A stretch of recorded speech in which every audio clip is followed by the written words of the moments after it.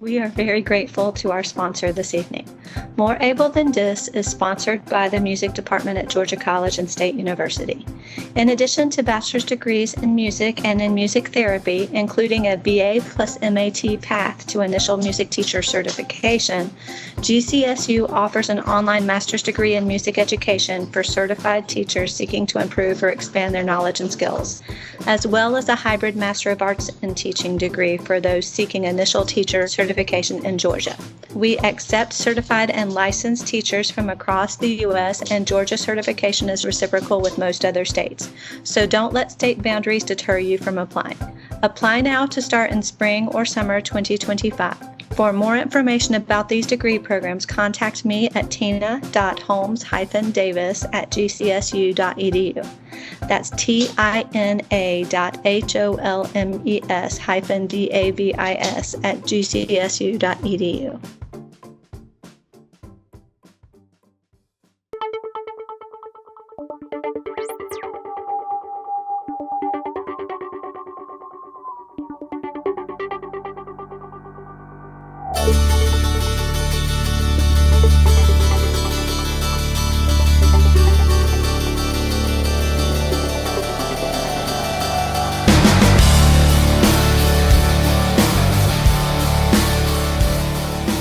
Welcome to More Able Than This, the podcast where we discuss everything related to disability and music education. Today we'll be talking about learning music with a disability with our special guests, Brianna Thompson and Savannah Green. All right, so welcome, ladies. Can y'all tell us a little about yourselves? Well, Bree, go ahead. Okay, hello, I'm Brianna Thompson. I'm from McDonough, Georgia. I'm a senior at Georgia College State University studying music education. I play the trumpet and piano and a few other things. Hi, my name is Savannah Green. I'm from Beaufort, Georgia. I'm also a senior at Georgia College and State University. I was studying music education, and now I've since switched to liberal studies, but I still teach piano and voice lessons on the side. I play piano and guitar, and I sing as well. All right, thank you, and thank you for telling us about you, and thank you so much for being here. So the reason that you're, kind of qualified to be here is, Bree, you have hearing loss, yeah? Mm-hmm. And Savannah, you have fibromyalgia, among a few other things, but the fibromyalgia seems to have impacted your musicianship the most. Mm-hmm. All right, wonderful. So let's talk. I mean, not wonderful but you know what I mean. So yeah, let's talk about how your various disabilities have impacted your music education. Savannah, it's your turn to go first. Yeah. So I've been playing piano since I was itty bitty. I started piano lessons at 3 years old, and I originally started my piano as my major coming into Georgia College as a freshman. About middle of sophomore year, I got diagnosed with fibromyalgia. There was one morning where I woke up and I was just in absolute agony. I had such a hard time going to classes that morning. I think it was diction class, actually, for vocalists that we had to go to, and I don't remember a single thing from that class just because I was in so much pain. And so I ended up calling my mom. We got a emergency rheumatology appointment, and the next day I was diagnosed with fibromyalgia, and it kind of rocked my entire world because I was faced with all of these questions of, well, I'm a pianist. What happens if I am losing all of my abilities because of my pain? I can't play for more than 5 minutes at this given moment. What do I do? Uh-huh. And so that was a really difficult transition, and that's the beginning of my fibromyalgia story. I'm sure we'll go more into it later. Yeah, I think, we will. But, yeah, so that was scary, huh? Mm-hmm. Yeah, I know what it's like to wake up one day and realize that you're not going to be able to do the things that you've always done, especially when those things are part of your identity. As musicians, music isn't just something we do. Music is who we are. And so, and especially to be so young, because I was an adult with children whenever I was, confronted with that reality. I was well into my career, and but it was scary for me. I can imagine that as a younger person that it must be very scary, especially while you're still in education for what you're trying to do. Mm-hmm. All right, so Bree, tell us about your hearing loss and how it affected your musicianship. Okay. So my hearing loss kind of started when I was 2 years old. I had an ear infection, and it erupted in the middle of the night in my ear, and it bled everywhere. Had to go to the hospital. It was a whole thing. Got tubes in my ears. Well, as I was growing up, I had a history of bad ear infections. I had probably, I would say 45 a year, honestly. Ooh. The doctor bills would really show it. I wish I had one with me. It was awful. And when I got to the age of 16, my doctor was like, maybe you have allergies. Maybe it's time to see an ENT specialist. So I said, okay. And so we went to the ENT, found out that I was allergic to everything. And I mean everything. That'll do it. So it was like, okay, so it affected my hearing. And it made a lot of sense how it affected my hearing since all the sinuses were connected. And I was like, oh no. And I failed the hearing test. They gave me hearing aids and everything. And so I never noticed I had hearing loss until I got the hearing aids, because it's like, when you give a child glasses and they see and they're like, oh my goodness, I can see everything. It was like that for me. It's like I can hear everything. Mm-hmm. And you don't know. Yeah. Yeah. Yeah. You don't know what you don't know. So yeah. Yeah. Mm-hmm. But I got to music class, band class, and I remember telling my teacher I have hearing aids. And the first thing he said to me was, can you still hear me? I was like, yes, I can hear you. Like I told him the whole thing about I had hearing loss and all this stuff. And it was just so interesting, like the first time I played with them and everything. It was so much different. There was all this feedback and noise, and it's a whole thing which we can talk about later. But so yeah. Sure. So you were already playing the trumpet before you realized the extent of your hearing loss. Yeah. I started the trumpet in 4th grade, really in 3rd grade, but begun it actually in band in 4th grade. Okay. And then, later on you found out the extent and you got hearing aids and all of that. All right. Okay. So, then let's talk about, Savannah, what happened to your music education once you got the fibromyalgia diagnosis and it started, things started getting serious? Well, I think my piano teacher was one of the first people that I really told, just because it's him who it affected the most of my teachers. And so I think that lesson, I don't think we even touched the piano at all. We sat down and we were like, okay, what are ways that I can help you? What are ways that you can help yourself? What are some methods that we can try to start implementing in our lessons to make sure that you can still accomplish what you need to and what you want to, and not be in excruciating pain for the rest of the day? Because at that moment in time, if I did anything the way that I had been previously doing it, I had a hard time moving my hands for the rest of the day. Sure. And so that ends up being a big issue when you're doing stuff like photography. And also, I think I was running recruitment for my sorority at that semester. And so there was just a lot of ongoing factors that my hands were causing me issues. And then also my entire body, just Sure. My knees, my feet, everything was just always hurting. But it tended to be my hands the most. I remember you there for a little while. You looked like a pretty sad girl a lot. You had watery red eyes every time I saw you for a little while, and you could just really tell that you didn't feel good.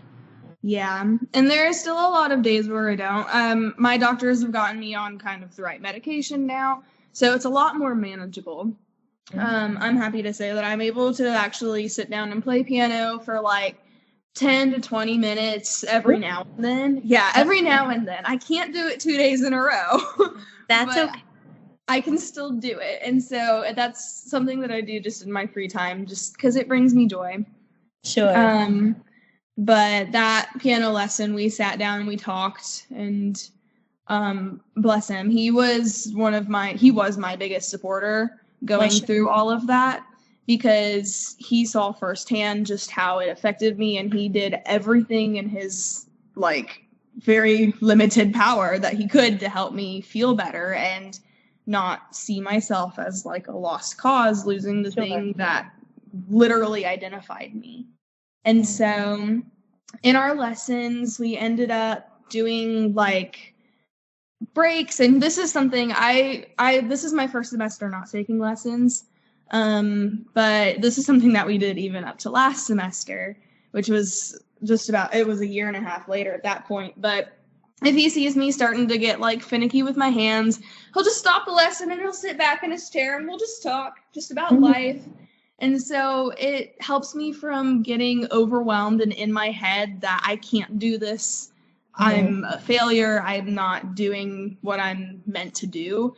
He kind of just hits the restart and he's like, okay, we're going to pause. How was your day? How's your cat? How's photography going? And I love him. He's the best. And I will tell him that to this day. But that's what a lot of our lessons ended up going into. Another one of the things that we would do is if I was having issues with one hand, we'd work on another hand for a bit longer than we would the other hand, or we wouldn't put anything together that day. And so we just found we had to workshop a couple of ways to like really figure out what it is that I could do. I ended up having to switch to some easier songs as well, but it was a lot of trial and error in seeing, okay, what is it that Savannah can do? What is it that Savannah can't do? And how can I help her the best to my ability? Was there anything a strategy that y'all tried that just did not work? I don't remember. There were probably some, but we did it one day and then realized, this doesn't work. So we never tried it again. So I can't think of anything off the top of my head.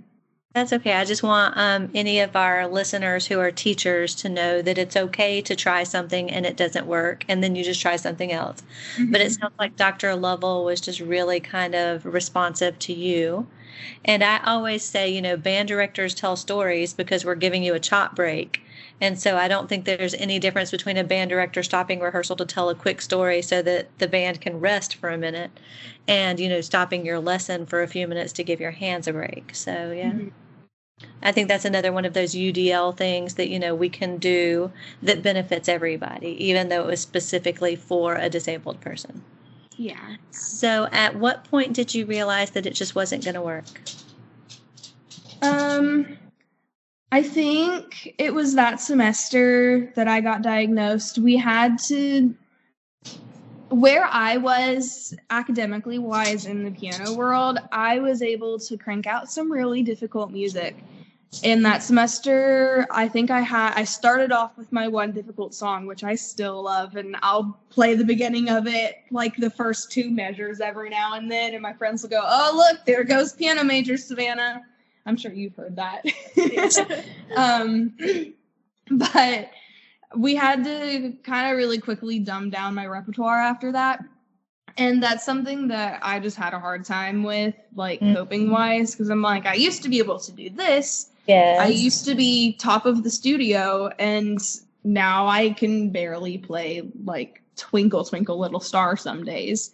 And so it was around then that he and I started talking about, okay, well, maybe this is getting a little too difficult as much as we're trying to do it, because major lessons are an hour, and I couldn't sit there and do that for an hour every week. But he was like, we might be able to work with the department heads and chairs and see about you switching to voice, because that's something that I was doing as well. I was taking non-major voice lessons, and those are 30 minutes long. And so we were talking about, You just flop it, do 30-minute piano. Yeah. Flop it. And so that's what we ended up doing that semester. Starting my first semester of junior year, I started as a vocal major, which had its own trials and tribulations, because I'm also a POTS person, postural orthostatic tachycardia syndrome. And so that fluctuates with my heart rate, my salt Sure. intake, and that was a whole nother level of like figuring out stuff that we could talk about another time. But or now if we want. Since I'm here. But With your POTS, you don't really pass out. So do you find that sitting to sing helps, or are there other things that you have to do? Well, I have to be really wary of my water and my salt intake, and which, yeah. So I have to be wary of that. And then sometimes I do have to sit. I am fortunate enough that I don't pass out. Like, I don't actually faint, but I get very close to it. My vision starts to go kind of in and black. And so I'll have to sit down and regulate my breathing, try and calm down my heart rate. But that was its own thing. And then I ended up keeping my piano majors up to this semester. Is my very first semester without piano ever in my life since I was 3. So that's been a new kind of like mental challenge. But I kept those 30-minute lessons, and it was a lot easier on me. And we continued to kind of hash out different methods and techniques that I could learn piano. And I think there was one semester where I don't think I even touched a real like college level piano program. It was, okay, we're going to focus on the teaching aspect of things. You're teaching elementary schoolers. What are some songs that you would teach them? And so I think that semester I learned like 10 little mini songs that I would be able to teach my future students. And so it was changing the repertoire, finding different ways for me to learn. It was all of that combined that just made Dr. Lovell such a huge help and like relief to that sense of like impending doom. Sure. So I wasn't completely aware of the fact that like I can't do this, I'm too sickly to do this, I'm in too much pain to do this. He was able to help me navigate different like areas that I could focus on to combine all into one so I could still get my knowledge and information that I needed. And you said you still play when you can for your own like edification, not because you have to, but because you want to. I do, yeah. I like to write music. Oh, yeah? Yeah, and so I write music for guitar and for piano. I have guitar a little more because I don't have a piano in my apartment, and sometimes it's hard to get over to the music building. But I still like to go, and if I have some time in class and I'm the first one there, I'll go and I'll play a little song on the piano in the room. And so it's something that I still love and I hold very dear to my heart, because it is such a big part of who I am. My grandma was a piano teacher growing up, and she still is. And like I said, I've been in lessons since I was 3, so it's a huge part of my identity, and that's not something that I want to let go of very lightly. Sure, yeah.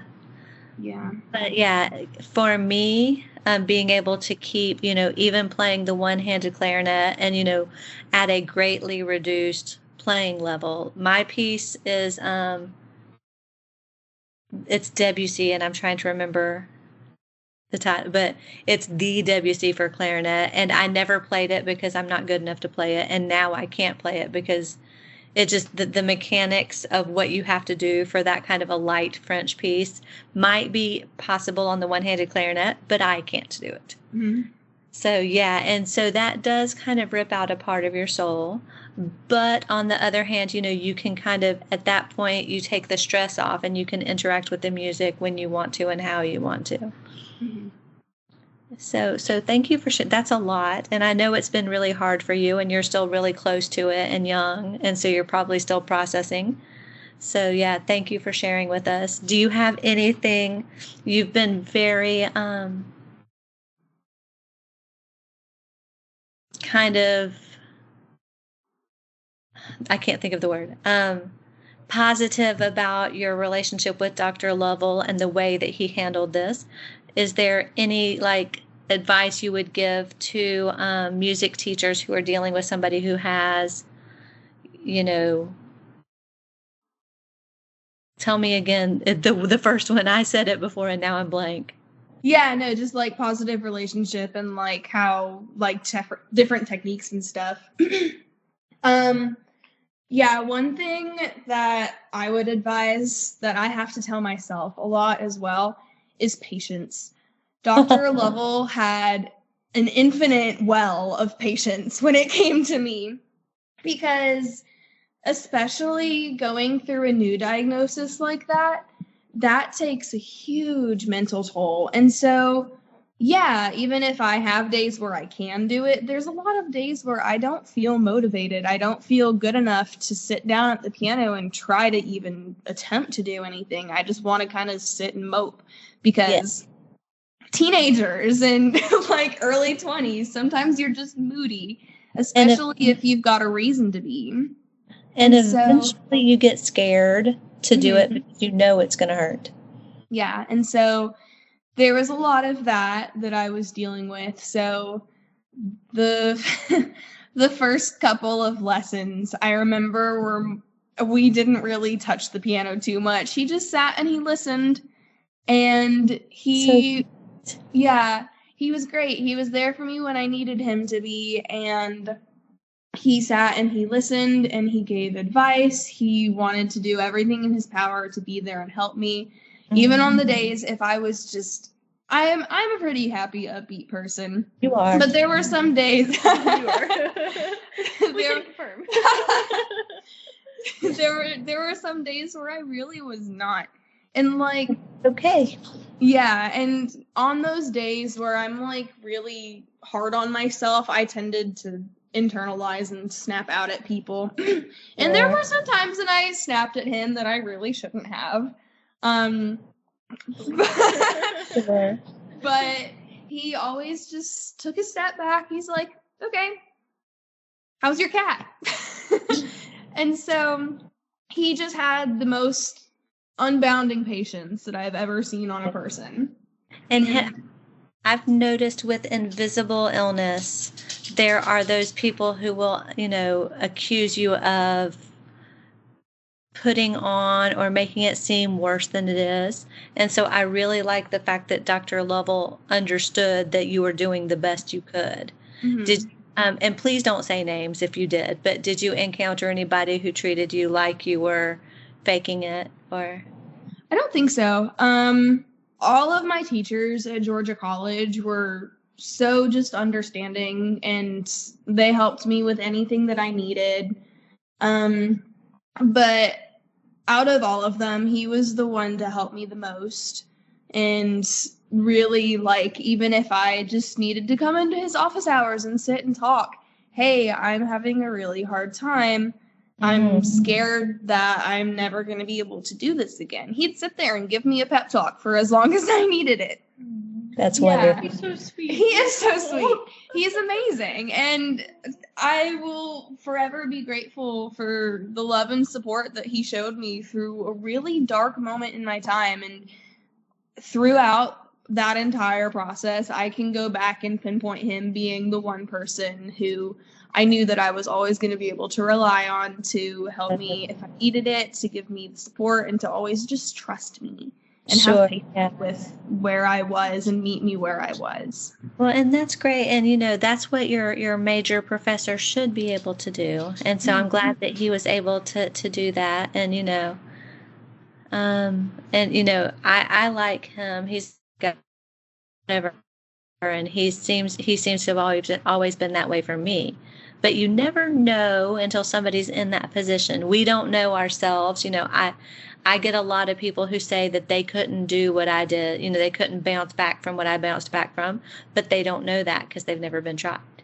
If you asked me, I might say that I couldn't have done it too.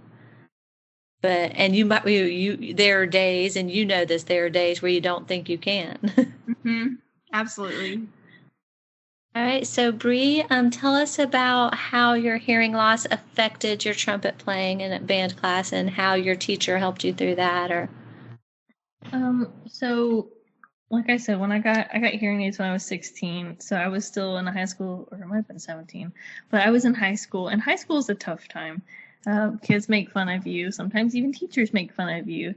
And I remember the first day I had them on, I went to band, and everything was so loud because, when hearing aids, it amplifies everything, which is good. And we started playing, and I was like, And I was like, and everybody was like, what's wrong with you? And I think my teacher was like, oh, she has hearing aids now. And I was like, oh, and everybody looked at me differently. And it was kind of a little embarrassing because I had just never, like, I guess, been in that situation before. But it was definitely an adjustment for sure at first, because it was like trying to figure out what I could hear with them. And like, my hearing aids are so cool. There's a feature on them where it's like you can music mode. And so you can change the volume, you can change the tone, the pitch, you can change everything. So it's really good. I know. So cool. It's really good for using it with trumpet, because since the trumpet is so loud, generally I could turn them down to like, -0, which sounds low, but it's really not. It's in the middle. And I could leave it there in the middle, and I could turn one up, I could turn one up, whatever. But it was perfect. So once I figured out how to work the hearing aids, I was able to hear better. I noticed that I was able to hear my teachers better. It was like, I think I went home and I told my mom, like, I could hear what they were saying. Like, trumpet players, we don't sit in the back, but we kind of sit up a little bit in that middle section. And I think that I was always just like kind of making out here and there what my teachers were saying. And I thought, I'm just, reading lips. And I thought I wasn't paying attention, or it was part of my ADD. And so I remember that it was very interesting at first using the hearing aids, but then as time went on, they really helped me to hear what the people around me were saying too. Because like, if Savannah was a trumpet player and she was in the section with me and she was like, hey, you're playing a B flat and it's a B natural, and I couldn't hear her, I'm doing something wrong. And obviously, I must not have been paying attention to the music, but it was so incredible to like be able to hear other people even while music was going on. Because before that, it was like I had a really hard time just hearing. Even if I just had a hard time hearing. So yeah. Could you hear sound, but you couldn't make it out? It was yes, you could hear sound, but it wasn't that I couldn't make it out. It was just more so it was more muffled. So like, it was especially bad in this year because this is like the worst year.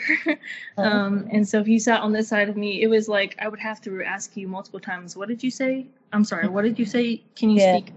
And at that point, people get frustrated with you and you're like, I'm sorry, I just really can't hear you, But then once I found out I had hearing loss and I needed hearing aids, it made so much more sense. And I was able to tell people like, hey, I'm hard of hearing. I need you to speak up and take it slow. Yeah. So yes. I want to back up. You said your band director kind of announced that you have hearing aids, and probably they didn't mean anything by it. They probably didn't even realize they did it. They were answering the question. Yeah. But did they help you? Was there anything that they did to try to make the transition to hearing aids easier, or did they just kind of trust you to do it? It was a bit of both. I think my band director talked a little louder. I think once they found out like, hey, there's a person in my class who is hard of hearing. I think I was given the option to move forward, and I was like, I didn't like the front row. I was like, I'm a back row Baptist. I want to stay. I want to stay in the back. Well, and you want to be with your section, yeah.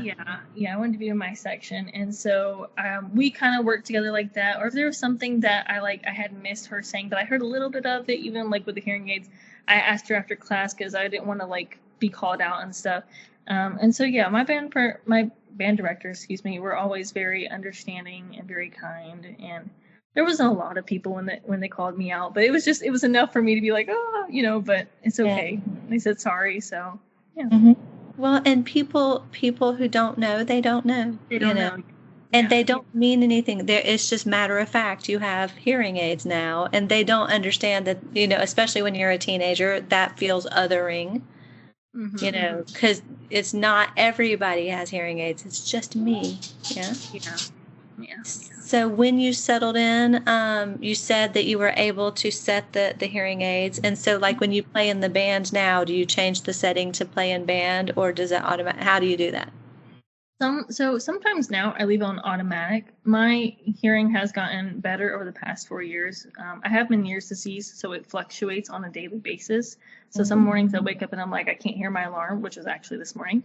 And then other days I'm like, I can hear everything. I was a little late, but I still made it on time to class. Anyways, but so now it's on automatic setting. And if it gets too loud, I turn it down. But if there are people around me and I'm noticing I can't hear them, and I can't hear, my professor in front of me, I'm like, okay, let me turn turn this up. And there is a setting for music that I have, and I really like that setting because inside of that setting is another setting where it's called noise reduction. And so you can turn the noise reduction down, you can turn it up, whatever you need. You can amplify it. There's so many different options. So yeah. Outstanding. I have a friend and her hearing aids Bluetooth to the television, so she can actually set the hearing aid to listen to the TV, which is kind of weird when you're at a party because she can't hear you. She's listening to the TV. But then she can turn it off so that she can't hear the TV, but she can hear you. Yeah. And so I think that's really cool because, you know, when you want to ignore everybody and just pay attention to the football game, you can just set your hearing aid so that they Bluetooth to the TV. Yeah, that is so cool. You know, everybody focuses on the downside of disability, but every now and then we get, you know, preferential parking at Christmas or, you know, whatever. So you get a little special treatment sometimes. It's cool. yeah, I don't think it makes up for it, but every now and then. It doesn't make up for it, but it is, a little perk. So tell me about being a music major, you know, where your music is what you do. Has your hearing really affected you maybe differently, you think, than people with normal hearing? I would say yes. I have to think about this for a minute. So when I started college, I knew I wanted to be a music major. I wasn't sure what I wanted to. I started at a different university. And when I was there, I remember having troubles hearing my professors, and so they would speak up and things like that. And, you know, we went through this whole thing of, you know, if you need something, come talk to me. If you need, like, this to be louder, talk to me, whatever.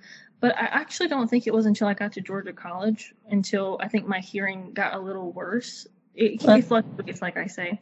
Sure. And so I remember my first semester here, I was in oral skills and I just could not hear it. Yeah. I think she remembers this. I just couldn't hear what's happening. I was sick. And when I get sick, you know, my ears get clogged. And I didn't realize that I was going to be singing that day. And I think she turned around to see me in tears and I was just so embarrassed. But I just really couldn't hear, and I couldn't find. I normally don't struggle with pitch. I don't want to say never, but I normally don't struggle with pitch. You're a trumpet player, yeah. Right, but I couldn't find the pitch. And I'm also a vocalist. I used to be a double major, but yeah, it's a different story. But so I couldn't find the pitch, and I was just like, oh no. And so I remember I felt like I couldn't do it. I just felt like, what if this isn't for me? And my mom was like, no, you're okay. You've got this, you know, reassuring me, motivating me every step of the way. And it got better as I kept pushing as I went along. There were some step backs where it was like, okay, I can't hear at this rehearsal at all. I don't need to be playing. There was a few of those times for our Wind Symphony concert. There were professors who were upset with me because I didn't play. It was an interesting time, but it has gotten so much better now, and I'm so thankful for that. And so I've come a long way. So do your professors, you know, when you're having those days where you can't hear, do they really mostly work with you? They do now.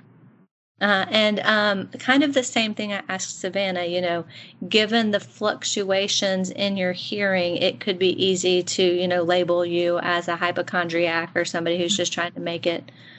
And I see that so much, even, you know, with myself and with others who have, you know, those invisible illnesses. You know, it's easier for people to understand what they can see. Yes. But yeah, when you can't see it, then we have this kind of knee jerk, oh, it must not be that bad because I can't see it. Mm-hmm.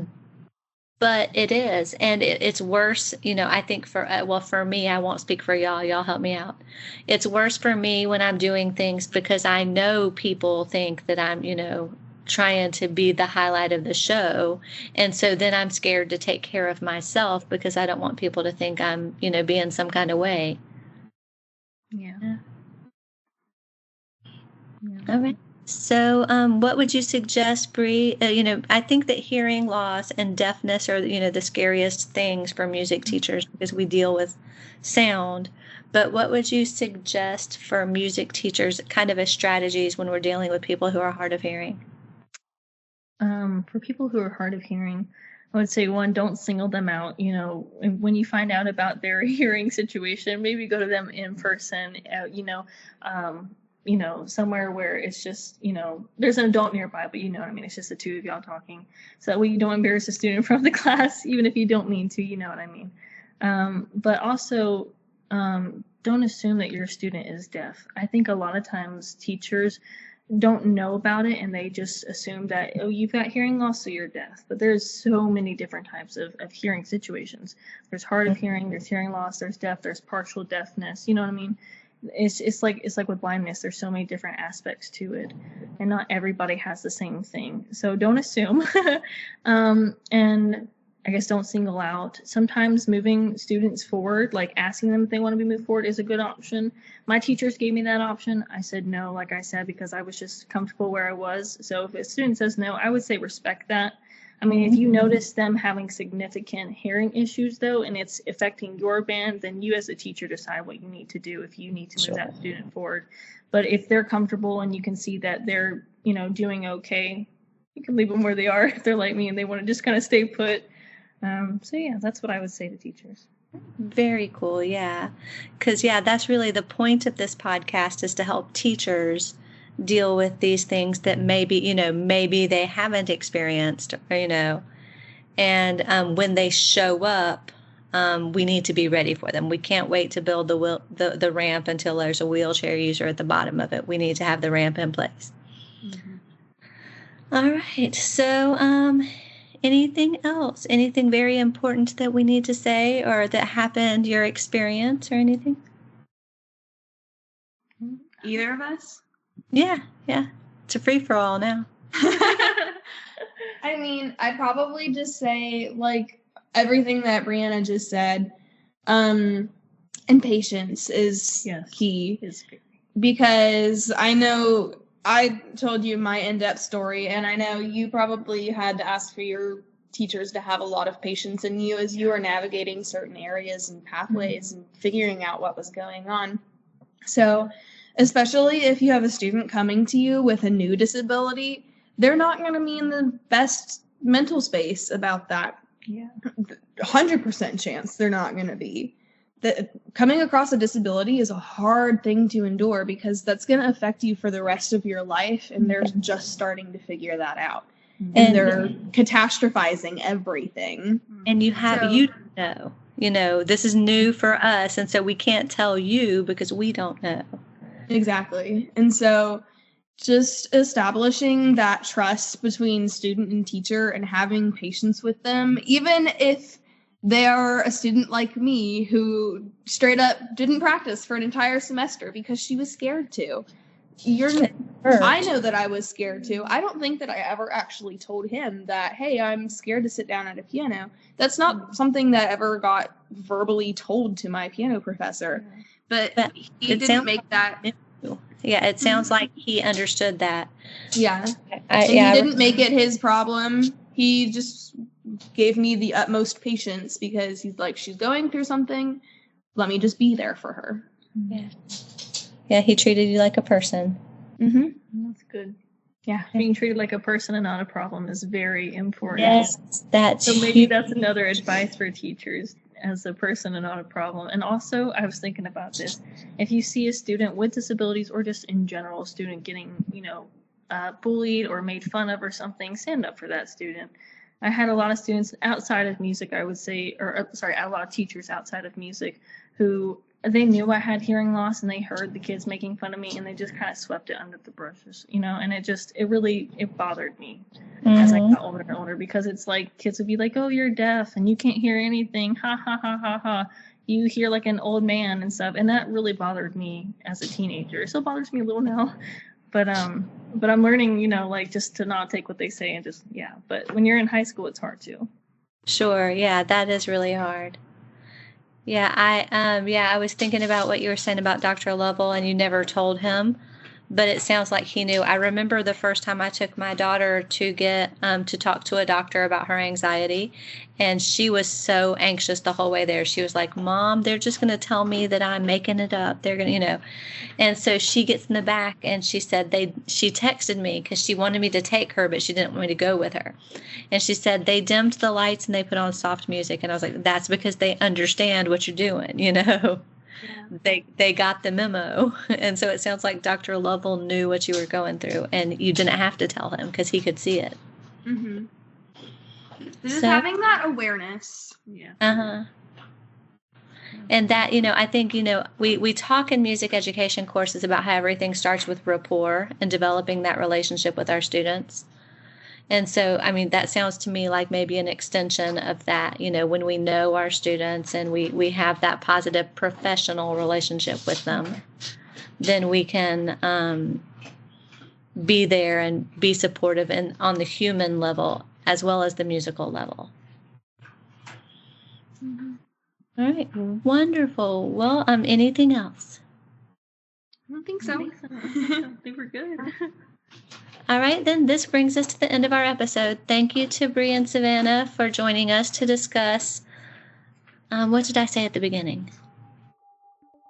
I think hearing loss music, having disabilities in music education, We hope you feel inspired, equipped, and ready to work with the disabled musicians in your community. If you learned something here, please like our show and return next time. Until then, this is Dr. Tina Holmes Davis reminding you that small efforts create meaningful results.